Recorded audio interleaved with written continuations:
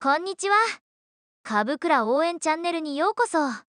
今回の動画は、ファンズストラット・トムリー氏がアメリカの関税政策が株式市場に与える影響についての見解を述べます。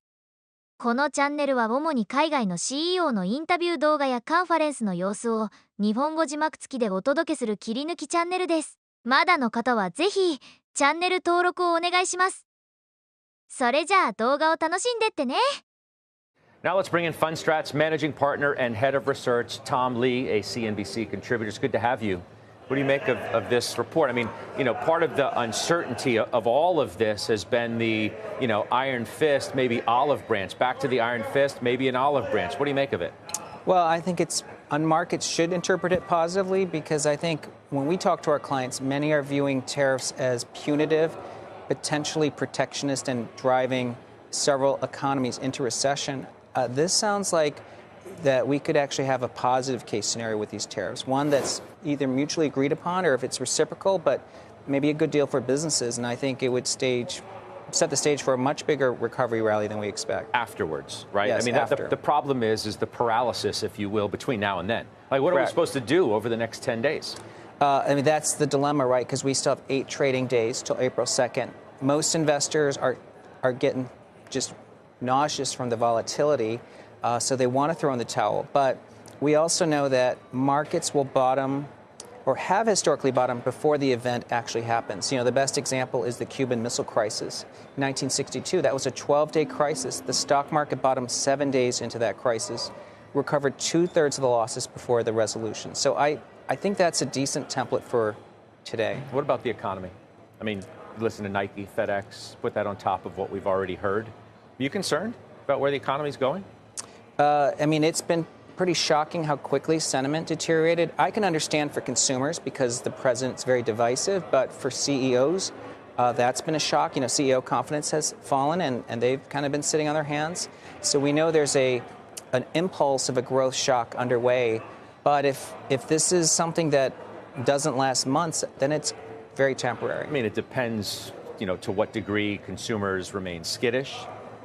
CEOs are paralyzed in their own right because they can't really make any moves because they're not sure what's going to happen, and ultimately whether a growth scare spirals into something else, which Jeffrey Gundlach gave me his view yesterday right here on Closing Bell. Listen. I do think the chance of recession is higher than most people believe. I actually think it's higher than 50% coming in the next few quarters. 50-60%? I mean, if he's right, what does that mean for the stock market? Well, too expensive. Well, the S&P had a 10% drawdown. That's already priced 40% chance of a recession. I'd say the markets aren't agreeing necessarily with his view because China, Europe, Canada, Mexico have been massively outperforming the U.S. since February 18th.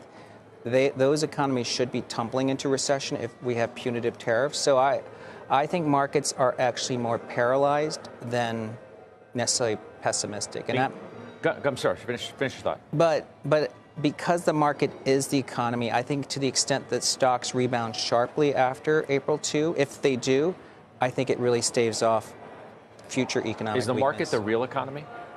I think these days, to me, I think it's a really good snapshot of actual sentiment and actually even CEO decisions. Because as you know, when stocks fall, companies lose confidence. And as stocks recover, CEOs gain confidence. What about the idea that Gundlach also put forth that in his words, unintended consequences of all of the rhetoric from the president is making people think twice, especially overseas, about investing in the U.S., and the view that Europe is just a better value and offers even less risk than before? How do you play that? We hear a lot of folks talking about that, but as you know, Europe tends to be single stock concentrated indices. So if you're buying Europe, you're basically buying industrials and financials. If you're buying Korea, you're buying Samsung. So I think if someone is looking for the best companies, they're still going to end up buying the U.S. One of the things that we have to keep in mind is this trade deal, if it's acceptable, could actually basically sort of blunt this whole issue of trade in the future, and it would actually make the U.S. more attractive again. 今回の動画はここまで。みんなチャンネル登録絶対に忘れないでね。また今度。